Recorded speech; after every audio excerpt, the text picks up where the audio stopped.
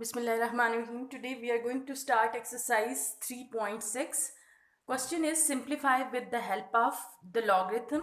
Now part 1 is 3.81 multiplied by 43.4. Now this value is 3.81 multiplied by 43.4 means we have to find the product, but we will use the logarithm. For that, first we will let this value equal to x. So let x is equals to 3.81 multiplied by 43.4. Now as we have to use the log, so taking log on both sides, log of x is equals to log of 3.81 multiplied by 43.4. Now as we know that if there are two terms in the logarithm which are being multiplied, we can use the law of logarithm, that is log of mn with base a is equals to log of m with base a plus log of n with base a. Means the logarithm is distributed to both of the terms and they will be added after application of logarithm. Log of x is equals to log of 3.81 plus log of 43.1. Now we find the log of 3.81 and log of 43.1 as we have find the log in the previous exercises using the log table and the value of the characteristic.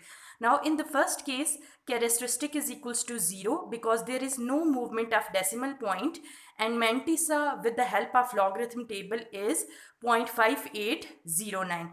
Similarly, in the second case, characteristic is equals to 1 because it becomes 4.31 multiplied by 10 raised to the power 1. As the power is 1, so characteristic is equals to 1, and mantissa with the help of log table is 0.6375. Now we write these two terms in term of log, which is equals to 0.5809 plus 1.6375.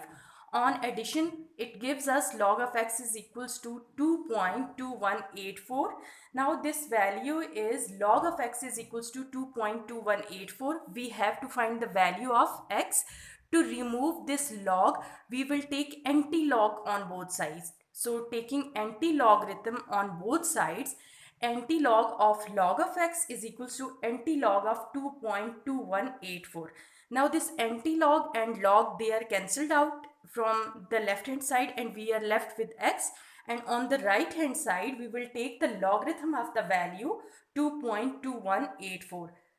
For the anti-logarithm, leave the characteristic value. We will use it for the movement of the decimal point and check the value of 21 under the column of 8, which is 1652, and again 21 in fourth in the difference column, which gives us 2. So final value is 1654. Now write this value after placing the decimal just after the first non-zero digit, so it becomes 1.654, and now we move the point according to our characteristic, which is equals to 2, so it becomes 165.4. so the value of x is equals to 165.4.